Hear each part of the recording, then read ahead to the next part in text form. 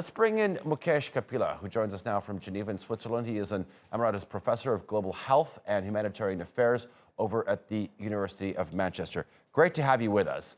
I'd like to talk to you about the causes of corruption. People do not indulge in this type of activity because they're greedy, right?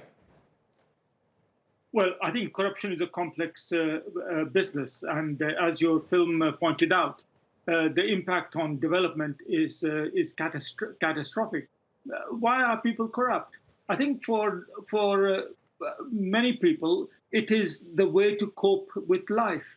It is the way in which they can get basics done. I mean, give you an example. When I was a child growing up in India, if you needed to get a train ticket, a long distance train ticket, it was necessary to pay a bribe or to kind of somehow indulge in corrupt practices. Now, those days are gone thanks to automation and digitalization. But fundamentally, it's become a way of life for many reasons, including actually survival, coping, and able to just function day to day.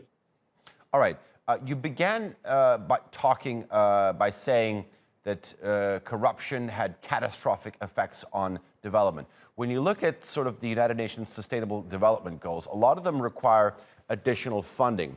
On the other hand, by cracking down on corruption, wouldn't this reduce some of the obstacles in terms of achieving these SDG goals? Well, absolutely. I mean, certainly, I think cracking down on corruption is bound to release resources and more importantly, create the conditions of trust and confidence for people to be able to work together and invest, whether it is investing in infrastructure or whether it is investing in social processes or political processes. Because the definition of corruption is not just about money, it is about the abuse of power. And the hollowing out of democracies because of corruption at all levels, top and all the way through society, is maybe even a greater risk than the purely financial aspects of corruption.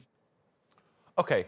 The degree of corruption varies, but pretty much every society we see practices of it. I'm going to ask you the $2.7 trillion question.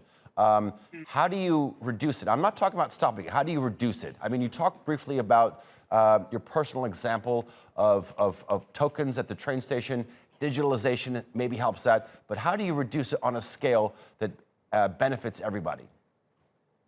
Well, I think certainly from my experience as both in the development industry as well as in national governments, systems are very important.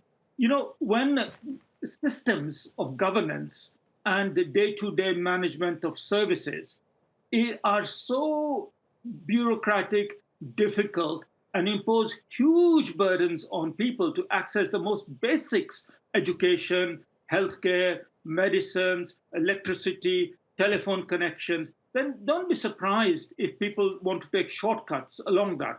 So I think good administration and governance are more important than anything else, and setting up the systems for that, including, of course, technology.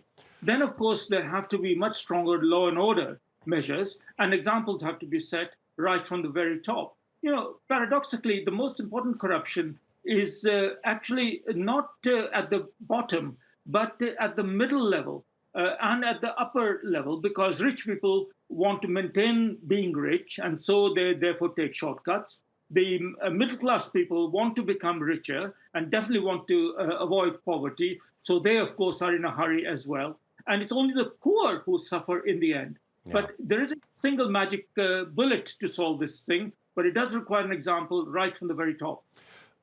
Okay, so you can't paint corruption with the same sort of broad brush you can perhaps for other things. I mean, like you were saying, corruption in poorer countries takes on a different form than corruption in wealthier nations. So what is something that you can implement that is effective across the board besides good governance?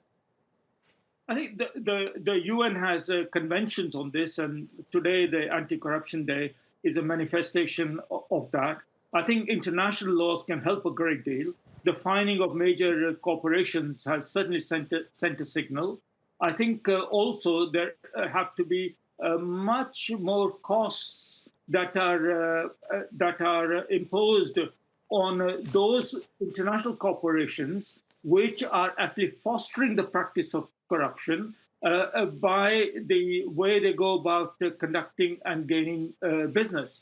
And international cooperation in the corruption area is, I don't think, as well developed as it could be, apart from, of course, national laws and national mechanisms, which we've already talked about.